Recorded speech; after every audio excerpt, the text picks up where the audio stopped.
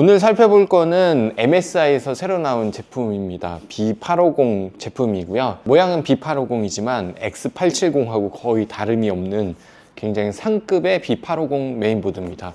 요거는 MSI에서 대여를 받았고 CPU도 같이 좀 대여를 받았습니다. 이 정도 등급에는 보통 9800X3D를 많이들 빌드 하실 거라 거기다 한번 넣어서 한번 보도록 하겠습니다. 아무래도 AMD 메인보드 특성상 단가는 조금 높을 것 같습니다. 인텔처럼 좀 빠르게 변화하는 게 아니라 한번 장착을 하게 되면 굉장히 긴 시간 동안 메인보드를 교체하지 않고 CPU만 교체하면서 사용을 하기 때문에 보드의 단가는 인텔 대비 조금 높게 측정이 되지 않았을까라는 생각을 좀 하면서 봐야 될 것 같고요. 9800X3D 견적을 보통 드릴 때 저희는 일단 B650으로 많이 드리고 있긴 한데 대부분의 분들이 X870을 많이 선택을 합니다. 아무래도 CPU 단가가 좀 높다 보니까 상대적으로 보드를 조금 높게 가져가시는 분들이 많고요. 금액에 대한 부분은 안내를 못 받았어요. 이 메인보드는 상급 메인보드에 속하거든요. 그래서 30만 원대가 아마 넘어갈 것 같습니다.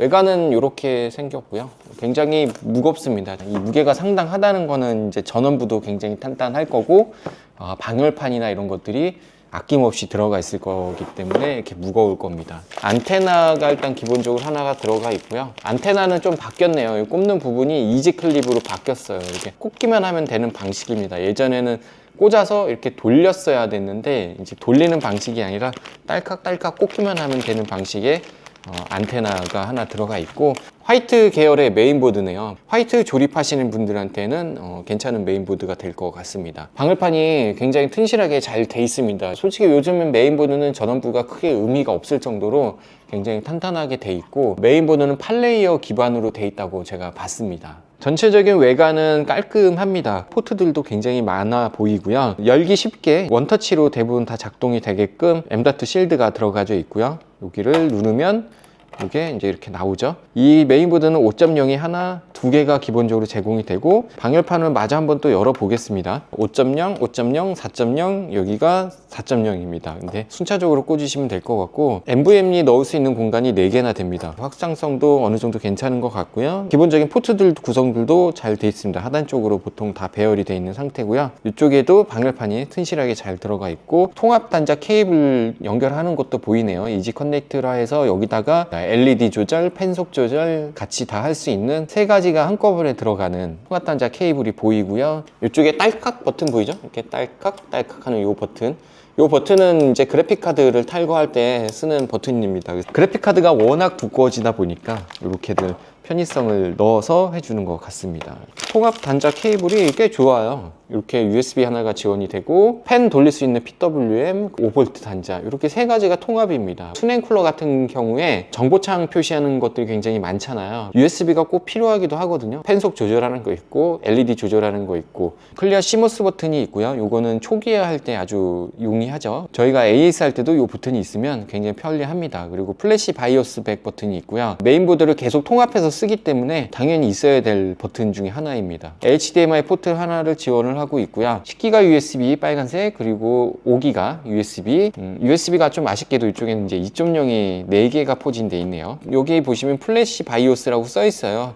나중에 바이오스 올릴 때는 여기다가 이제 연결을 해서 사용을 하셔야 하는 걸로 보입니다. C타입이 3개나 들어가 있네요. 와이파이 7에 5기가 유선 랜을 지원하는 포트가 이렇게 보입니다. 업그레이드 생각이 없으신 분들한테는 조금 비싸 보일 만한 메인보드이고요. X870까지 갈 필요가 없는 분들도 상당히 많거든요. 그런 분들한테는 괜찮은 메인보드일 것 같다는 생각도 듭니다. 조립은 이렇게 해서 완성을 했고요.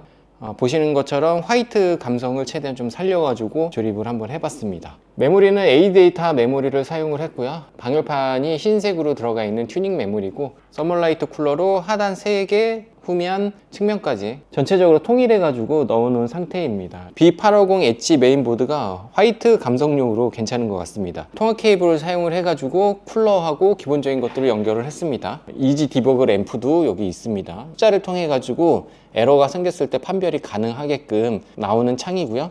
이쪽에 이지 디버그 LED도 있습니다. 용 그림에는 이제 LED가 들어오네요. MSI 케이스를 사용을 했어요. 그래서 MSI 케이스에는 군데군데 이런 용들이 있기 때문에 전체적인 깔맞춤으로 사용을 한번 해봤습니다. 메인보드 처음에 진입을 하면 PBO에 관련된 게 이렇게 세팅하게끔 나오네요. 인텔도 요즘에는 이렇게 바뀌었던데 MSI 퍼포먼스 프리셋을 먼저 사용할 수 있게끔 이렇게 돼 있습니다.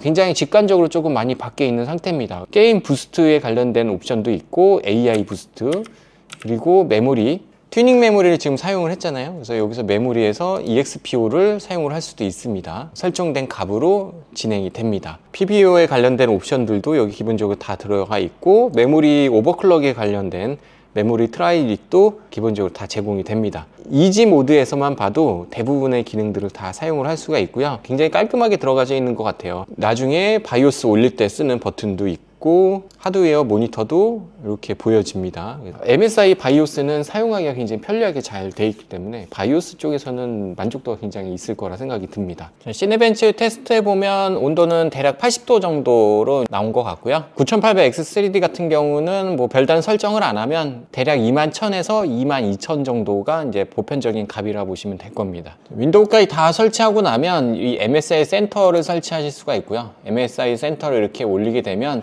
미스틱 라이트라는 거를 설치를 할 수가 있어요. 싱크를 이용해 가지고 메인보드, 메모리, 뭐 그래픽카드까지 LED가 호환이 된다 그러면 여기 그래픽카드 모양까지 나올 겁니다. 다 연결을 해 가지고 조절을 할 수가 있고, 끄기를 하면 이렇게 전체적으로 다 꺼지는 거고, 다시 이렇게 켜고 사용을 하셔도 되고, LED 프로그램은 다른 회사들 대비 굉장히 잘 돼 있는 편이라 사용하시기 좀 수월할 겁니다. 850 보드를 대여를 해 주셔가지고 좀 빠르게 한번 만져볼 수 있어가지고 좀 괜찮았고요. 지금 현재는 650 메인보드가 아직까지는 주력으로 보이기는 하고요. 아무래도 칩셋상에서 650하고 850하고 큰 차이가 없다 보니까 전원부나 NVMe 장치들이나 USB 장치들 이런 부분에서 좀 차이를 주려고 한 모습이 좀 보이기는 합니다. 단가가 좀 높지 않게 나왔으면 하는 바람이 있고요. 저희가 주력으로 사용하는 메인보드는 이 엣지 메인보드처럼 상급 메인보드는 아니고 몇 단계 아래 등급의 보드를 사용하기 때문에 아래 등급의 보드들도 좀 가격이 착하게 잘 나왔으면 하는 바람이 조금 있습니다. 제발 싸게 금액이 나왔으면 좋겠습니다. 오늘 영상은 여기서 마무리하고 다음에 또 다른 영상을 가지고 찾아뵙도록 하겠습니다.